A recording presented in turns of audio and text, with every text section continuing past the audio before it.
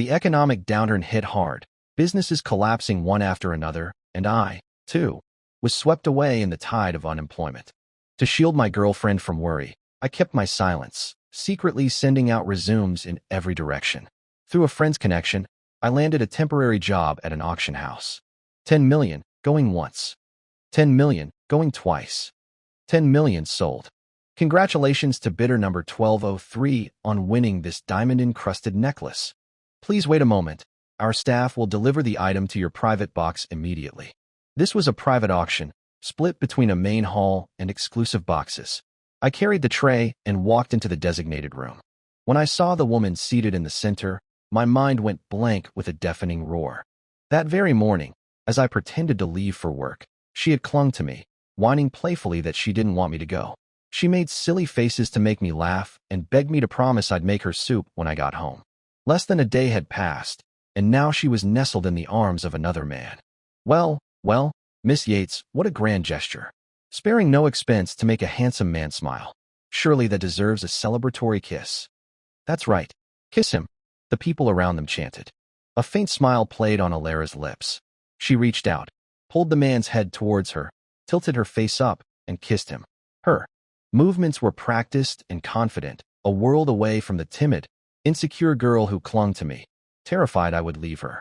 A numbness spread through my limbs, as if I'd lost control of my own body. My throat tightened. I opened my mouth, but no words came out. It felt like being in a vacuum, each breath a desperate struggle. Their lips moved, but the world was muted. I couldn't hear a thing. I recognized the people jeering, the same group who had beaten her, the supposed construction foreman. The day I met Alara, rain was pouring from the sky. I was heading home after feeding some stray cats when I saw her being cornered by a group of men. An orphan with no connections, I knew better than to get involved. I hid in a corner, trying to make myself invisible. After they left, I emerged with my umbrella. As I walked past her, trying to ignore her, she tugged at my pant leg. I looked down into her drenched, pleading eyes. They reminded me so much of a kitten I once adopted, sweet and clingy, it broke your heart. It died of an illness, and the pain of that loss was so great I never kept another pet. Perhaps it was the loneliness. I ended up taking the equally homeless Alara back to my apartment. I've always had a thing for cars. I'd spent years saving up, but her medical bills had wiped out nearly all of it. It took half a year of my careful nursing for her to fully recover. Saving money wasn't easy, so I had her sign an IOU, agreeing to pay me back in monthly installments. She agreed without hesitation, then shyly asked if I would marry her, promising to give me all her money and let me be the head of our household. Who doesn't yearn for a home? The words touched the softest part of my soul, but my life plan had never included anyone else. I had only ever seen her as a companion. So I set an impossible condition. You can marry me, but you have to provide a fully paid-off car as a dowry. To my surprise, she beamed. Okay, she said, her happiness genuine. As long as you didn't say no outright, I'm relieved. Ethan, whatever you want, I'll work to get it for you. She threw herself into work, taking on 5 jobs at once, nearly killing herself in the process. She slept less than 5 hours a night. I didn't think she could last. I assumed her feelings were a fleeting crush on a reasonably handsome face. But she kept it up for 2 months. Then one morning, I got a call from a construction site. I rushed to the hospital, where a doctor told me she was suffering from severe sleep deprivation and malnutrition. If she continued, she could die from exhaustion. The foreman, a young man, patted my shoulder. Your girlfriend is a real hard worker. She's up at 4 a.m. every day preparing food. After that, she goes to another restaurant to wash dishes, juggling so many jobs. I sat by her bedside, looking at her wrinkled, waterlogged fingers, a painful lump forming in my throat. She slept until 10 that night. The first thing she said, upon waking, was a worried mumble about the food at the construction site. She tried to get out of bed, insisting she had to go sell beer at the night market. I told her to stop, to never go back. She looked at me, confused, not yet realizing she was in a hospital. She fretted that quitting would only delay her goal of buying the car and marrying me. Ethan, why are you crying? She asked, her voice filled with panic. Don't scare me, what's wrong? I felt a cool wetness on my cheeks. I was crying. Just promise me you'll stop, I choked out. She frantically wiped my tears, her face a mask of concern. Okay, I'll stop. As long as you don't cry, I'll do anything. Even then, She was calculating. Ethan, I know how much you want your own car. Don't worry, I still have my real estate job. I'll just find a few more clients. She wrapped her arms around my waist, her small, delicate face looking up at me. But you have to promise me something. I'll die without you. You have to wait for me. And if someone offers to buy a house from you, you can't run off with them. Her rambling words, her face etched with the fear of losing me. My heart melted. I looked at her and smiled. Okay. So many memories like that, moments that had opened my heart, now felt like a cruel joke. Reality was laughing in my face. It had all been a game, a rich girl's pastime. I had stumbled into her cleverly disguised forest and met a hunter wearing the skin of a helpless animal. For the first time, I understood the devastating power of a wolf in sheep's clothing. She was never the pitiable creature I thought her to be, but a tiger with sharp claws, pretending to be a kitten. I was a mouse, toyed with at her whim, cheering for her performance, completely enthralled. I fought the urge to confront her. Who was I to question her? We were worlds apart, the heavens and the earth. Any words from me would only make me look more like a pathetic clown. To her, I was just one of many lovers. The game might have started differently, a custom-made role just for me, but the ending was always the same, tossed aside like a dirty rag when she grew bored. All I wanted now was to leave with my dignity intact, what little of it I had left. Thankfully, the staff were all required to wear masks and uniforms. No one should be able to recognize me. This facade was my last line of defense. She and the flamboyant man were locked in a passionate kiss. When they finally broke apart, he knelt beside her like a boneless snake, placing her hand on his neck. Master, he purred, his smile coquettish. I want to wear the collar you bought for me right now. It will go perfectly with the chain you gave me last time. May I wait for you to take me home tonight? But while his eyes were clouded with desire, hers were clear and sharp. She agreed to his invitation and a self-mocking smile touched my lips. I had believed her, believed in all her promises, in the flutter I felt when she was hospitalized from overwork. Master, the man whined, can we stay at my place tonight? You always leave before 11 p.m., and I have so many new ways to serve you. Alara's eyes narrowed. My schedule, she said, her voice like ice, is for you to arrange? She hated being controlled. The man flinched, his face paling. He stammered apologies, trying to placate her. She brushed his hand off her waist, her disgust palpable. You know my rules. No one has the right to question what I do. Oh, come on, my lady, one of her friends teased. You're acting like that guy's little sweetheart. You always insist on being home on time. Could it be you've actually fallen for him? For real? Like, get married for real? I thought you were just playing around. You were so convincing at the hospital, I was afraid you'd spill the beans in your sleep. She shot them a glare and pulled out her phone. Quiet. The room fell silent. Just then, my phone vibrated. In the dead silence, the sound was a gunshot. All I snapped to me. Sweat beaded on my forehead. My hand trembled, the tray tilted, and the diamond collar clattered to the floor. $10 million. I scrambled to pick it up. The thick carpet had saved it from damage, but it was still dusty. The flamboyant man, furious that his new toy was soiled, slapped me across the face. Useless. You can't even do this one simple thing. You couldn't afford this collar if you sold your body for the rest of your life. He raised his hand to strike me again. This time, I caught his wrist, my eyes locking with his. Stop. I was shocked she had spoken up. The man froze, looking at her in confusion. I could feel her gaze fixed on me. I stood rigid, not daring to turn, afraid that my last shred of self-respect would be torn to shreds in front of everyone. Your eyes are a lot like his, she said, her voice light and amused. Especially that defiant streak.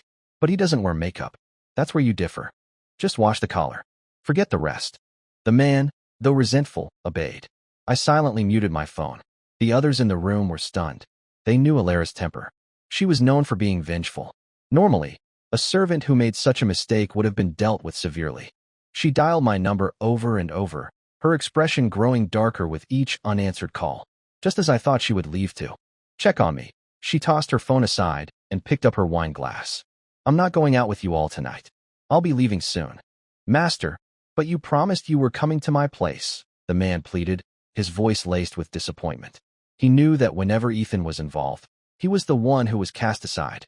But emboldened by the $10 million gift, he tried one last time, laying his head on her lap. Master, I have so many new toys waiting for you at home. He can't possibly be as fun or understand you as well as I do. A contemptuous smile played on Alara's lips. And what are you? A whore that can be bought with money. You're not worthy of being compared to him. The man's face went white. Her friends stared in disbelief. You're serious about him? One asked. Alara swirled the wine in her glass. Just when I thought she wouldn't answer, she let out a soft laugh. Don't be ridiculous. The man who could make me settle down hasn't been born yet. Her casual tone made my own breathing feel constricted. Ha ha ha, still the same old Alara, flitting through a field of flowers without touching a single leaf. Men are just for fun. No matter how handsome, once you've slept with them, they're all the same. Speaking of which, I'm curious. None of the men you've been with have lasted more than a month. This Ethan, he must be really good in bed, a real. Before the woman could finish, Alara smashed her wine glass against her face. She stood up, slapped her repeatedly, then kicked her in the stomach. I had never seen this violent side of her. Fearing for the woman's life, one of her friends finally intervened, whispering something in Alara's ear. Alara stopped, her eyes sweeping over the room. He is not someone you people can discuss. If I ever hear his name from your lips again, your fate will be worse than hers. She was like a demon from hell, emanating a chilling aura. Seeing my chance, I tried to slip away, but she called out to me. What's your name? If I spoke, she would recognize my voice. I had to improvise, dredging up the 2 months of voice acting classes I'd taken. My name is Moosing Miss. She frowned at my slightly raspy voice. Your voice sounds strange. I had a cold, I croaked. My throat hasn't fully recovered. I apologize if it offends your ears. She stared at my eyes again. Such a resemblance. She stepped closer, her hand reaching out to touch the cheek that had been slapped. I almost cried. Out in my real voice. Her fingers traced the corner of my eye. You should be thankful for those eyes, she murmured. Be more careful in the future. She took out her wallet, pulled out all the cash inside, and handed it to me. It was a thick wad, easily $2,000 or $3,000. The silver charm on the wallet was one I had made for her. I'd never seen her carry so much cash. She could spend 10 million on a necklace and toss thousands to a stranger. Money meant nothing to her. And therefore, neither did I. I didn't take it. She dropped it onto my tray. A face like that shouldn't be swollen. She looked into my eyes again and shook her head. It's uncanny. For a second, I really thought it was him who'd been hit. But he wouldn't be caught dead in a place like this without me. He's probably at home right now, making soup for me. A tender smile softened her features. In that moment, she was the picture of a devoted, loving girlfriend. And yet, standing right beside her was a lover waiting for his turn. Any lingering feelings I had for her vanished. Night had fallen by the time I stepped through the door of our apartment. I had only worked a few hours, but I was bone tired. I curled up on the sofa, seeking some small comfort. I drifted in and out of sleep. When I opened my eyes, a light blanket was draped over me. She saw I was awake and immediately wrapped her arms around me, her kisses hot and demanding. The images from the auction flooded back, and a wave of nausea washed over me. She sensed my slight resistance and only held me tighter. Suddenly, it all felt pointless. Even struggling felt like a response. I just stared at the ceiling. Hugs, kisses. To me, they meant everything. They were a promise of unity, of a shared soul. Now my stomach churned. I shoved her away, leaned over the side of the sofa, and dry heaved. Ethan, are you sick? She asked, her voice laced with concern. I didn't answer. Ethan, what's wrong? We need to go to the hospital. She tried to pull me up, her hand on my forehead. I watched her performance, feeling nothing but exhaustion. My silence seemed to frighten her. She hugged me so tightly my bones ached. Ethan, talk to me. Did someone hurt you? I'll make them pay. I'm fine, I whispered. Her worried expression softened. You scared me. Are you in a bad mood? I have good news for you. I found another job tonight, packing sugar bags at a candy factory. For hours a night. She started calculating, as she always did, how much sooner we could buy the car and get married. She pulled a small car model from her pocket. I earned just enough to buy this tonight. My Ethan deserves to have everything everyone else has. My eyes welled up. If only any of it were real. I forced a smile and took the model. We had seen it in a shop window last week. I'd loved it, but it was too expensive. I'd pulled her away after just a few glances. I don't know where she learned these tricks. Every day, she would bring me something. Car models, sweets, a photo of a beautiful sunset she'd seen on her way home. Wildflowers she'd picked from the roadside because I deserved everything beautiful. Her entire life seemed to revolve around me. That's how she had conquered me. Looking at the expectant light in her eyes, I said flatly, "You smell like smoke." "I don't smoke." Her eyes widened for a fraction of a second. She started to lift her hand to smell herself, then changed direction and scratched her head. "The sugar factory is all women. There's no smoke. What's wrong with you today? You're being so strange." Of course, she had already changed into the cheap t-shirt I bought her, her scent now the simple soap we used at home. An actress of her caliber wouldn't make such a rookie mistake. Her eyes reflected my own image. I couldn't stop myself. "Alara, do you love me?" She hugged my waist without a moment's hesitation. "I do. I, Alara Yates, swear on my life. If I'm lying, may I never marry and never have children." Watching her swear this solemn, sincere oath, I broke down. If I hadn't seen it with my own eyes, I would have never believed it. I wanted to scream, too. Demand to know how much of her love was real and how much was a lie. How could she love me enough to make such a vow, and still kiss and sleep with other men? But what was the point? The truth would only humiliate me further. It was just a game to her, one she was probably tired of. She was likely just waiting for me to find out, so she could mock me one last time and walk away. She had countless men to choose from. What was I? My throat felt like sandpaper. I took a deep breath. "Let's break up." I saw the shock, the utter confusion on her face. She frantically sniffed her clothes, searching for the smoke I'd mentioned. Of course, there was none. She started babbling about passing some men smoking in an alley. Her guilt was palpable. Seeing I was unmoved, she kissed me desperately, telling me over and over how much she loved me, begging me to believe her. I was a block of wood, my expression blank. Finally, she stopped, her hands gripping my shoulders. "Ethan, don't be like this," she whispered, her voice trembling. "I'm scared. I haven't done anything to betray you. Please believe me." Her red-rimmed eyes, her pleading. She looked just like that stray kitten, cornered and helpless, hoping for a home. But a man only needs to be a fool once. I threw her, and all her things, out the door. "Get out." Any more words would have been a concession, a moment of weakness. She stood on the doorstep, her shoulders slumped. She grabbed my hand, sobbing. "Ethan, don't leave me, please. Tell me what I did wrong. I'll change." I shook her off, a bitter smile on my face. "You did nothing wrong.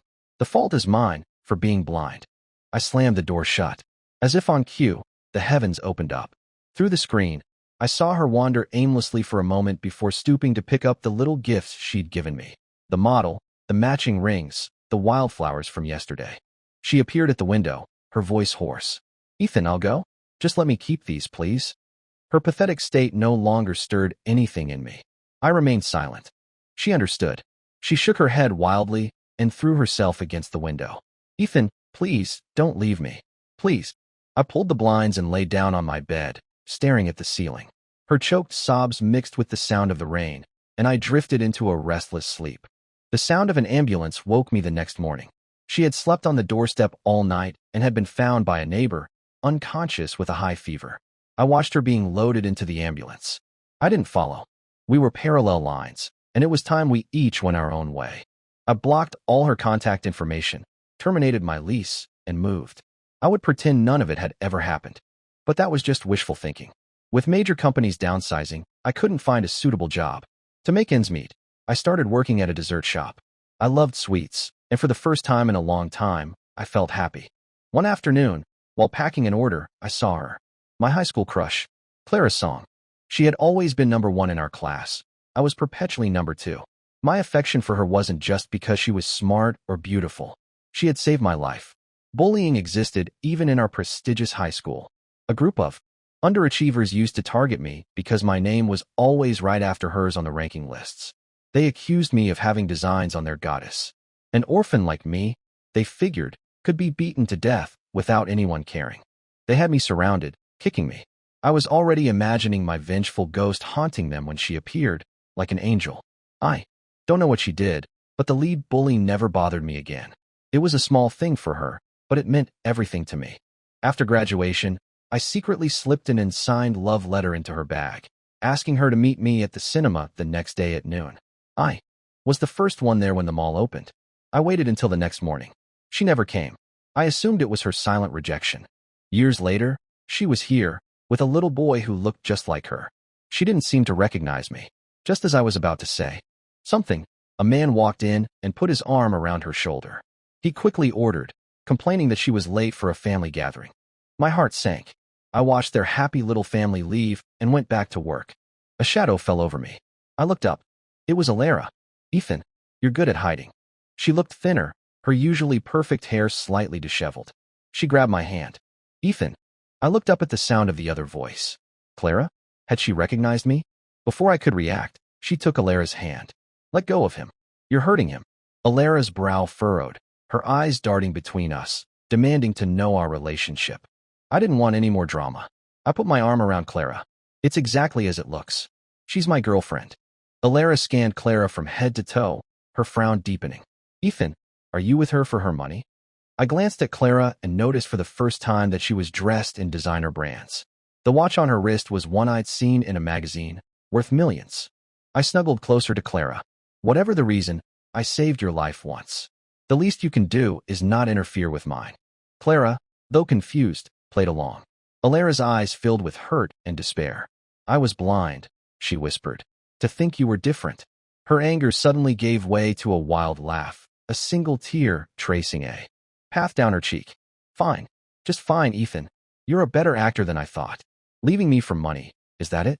You'll regret this. She stalked away, her steps heavy and slow, like a lonely old woman. Ethan, Clara said softly after she was gone. It's Clara's song. Do you remember me? I stared at her, then nodded slowly. My life settled into a new rhythm. The name Alara faded from my thoughts, while Clara became a constant, welcome presence. I learned that the man I'd seen was her brother, and the little boy her nephew. She was still unmarried, had never even had a boyfriend. She had recognized my handwriting on the love letter all those years ago. But the day we were supposed to meet, she was caught in a family dispute, framed by a relative, and ended up in a coma. Her parents sent her abroad for treatment. It took her 2 years to wake up, and even then, a blood clot in her brain caused significant memory loss. She followed her parents' wishes, studied abroad, and took over the family's overseas business. When her memory finally returned last year, and she came looking for me, she found out I already had a girlfriend. Twice now, she had saved me at a critical moment. She was a light in my darkness. Whenever she appeared, my eyes would follow her, and when our gazes met, I was lost.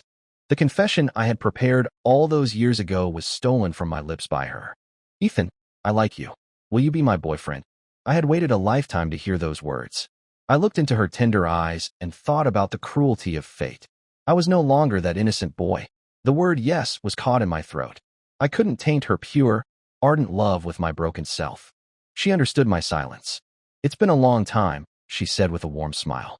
I guess you'll need some time to get to know me again. That's fine. I'll pursue you, you get to know me, and you can say yes whenever you're ready. My eyes burned. I turned away to hide the tears. 2 more peaceful months passed.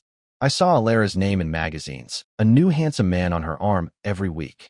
A weight lifted from my shoulders. A rich girl like her wouldn't remember a nobody like me. But then, she reappeared. I was delivering desserts to a villa. A maid let me in, offered me water, and said the lady of the house would be down to inspect the order. I sat on the sofa to wait. When she appeared, wrapped in a towel that barely covered her, I stood to leave. But my head spun. I braced myself on the sofa, then collapsed. She smirked, knelt on the sofa beside me, and tilted my chin up, forcing me to look at her. That's when I learned that the dessert chain I worked for was one of her family's businesses. Did you really think you could escape me? She sneered. I was good to you, and you threw it away for trash that can be bought with money. If you want to be treated like that, then fine. I'll satisfy you. And don't expect your little rich girlfriend to save you. I can make you disappear without a trace. The humiliation of being toyed with, controlled, and trampled upon washed over me again. I struggled weakly, my jaw throbbing under her grip. Miss Yates, I cried. What do you want from me? My submission seemed to quell her anger. Her gaze softened, but her voice remained cold. Just be good and stay by my side. And for the pain you caused me. If you want my forgiveness, you'll have to show me your sincerity. Don't forgive me, I seethed. I don't need it. Just let me go. We're not from the same world. Her face darkened instantly. Ethan, I'm giving you a chance, she gritted out. Fine. Name your price. How much to sell me your body? I couldn't take the insults anymore. Go to hell. I roared, but my voice was a pathetic squeak. Her smile widened. She silenced me with a kiss, bruising my lips, stealing my breath. When she finally pulled away, she looked pleased. I felt like a cornered animal. I threatened to press charges for assault. She just laughed, unafraid of the law. She produced a thin chain and tied my hands, then dragged me towards the basement. A sense of dread washed over me. The basement contained a massive bed, spanning dozens of meters. "This is illegal imprisonment," I yelled. She pushed me onto the impossibly soft mattress. She took out a spiked collar, more ornate than the one from the auction. "You're stubborn, like a little hedgehog," she purred, fastening it around my neck. "These spikes suit you." "Alara, are you insane? I'm not one of your playthings. Don't put this on me." But I was powerless. She climbed on top of me, her eyes gleaming with a sick obsession. "Ethan, I really can't live without you." She buried her face in my neck, inhaling my scent like a cat with catnip. Her lips brushed against my skin, and I froze, terrified of provoking her further. With a sharp rip, my shirt was torn to shreds. Her excitement grew as she stripped me bare, leaving our clothes in a tangled heap on the floor just like us. She knew my body intimately, her tongue and fingertips exploring every inch. I was consumed by powerlessness and fear. Afterwards, I was limp and my throat was raw from screaming. She held me, her forehead against mine.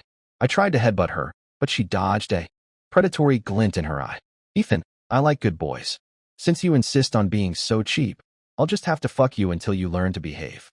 Despair and rage brought tears to my eyes. Again and again, she took me, until I passed out. Every evening, she would tend to my bruises, applying ointment, injecting me with drugs that left me weak and compliant. Every morning, the marks on my body were a fresh reminder of the previous night's violation. I lost track of time in that sunless room, marking the days with scratches on the wall.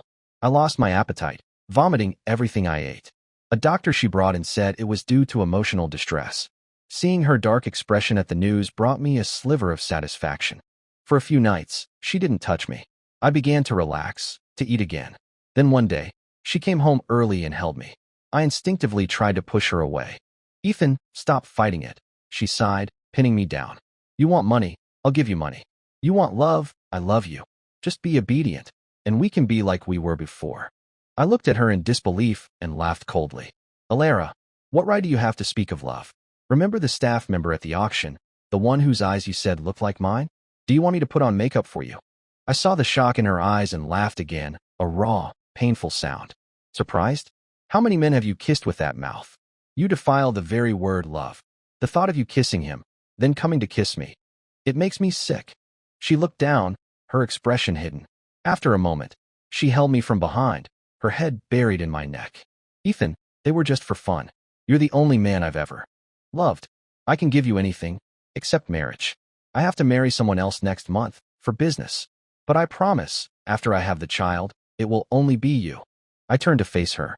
Her eyes were filled with a deep, sincere emotion. She was a phenomenal actress. She couldn't even give me a legitimate place in her life, yet she spoke of love. "Your love is something I can't afford," I said, my body trembling with rage. "I want to leave." "What do I have to do to make you stay?" she asked, a hint of desperation in her voice. I looked at her, my voice dead. "Die? Then I'll forgive you." The softness in her face vanished, replaced by an icy coldness. Her lips twisted into a smile. "You're forcing my hand." She produced another chain, binding my hands and feet to the headboard. "I had this custom made. No one can unlock it but me. You are never leaving me." She opened a locked cabinet nearby. When I saw what was inside, my blood ran cold. I screamed, I begged, but she was deaf to my pleas. She believed fear was the only way to keep me. She was right.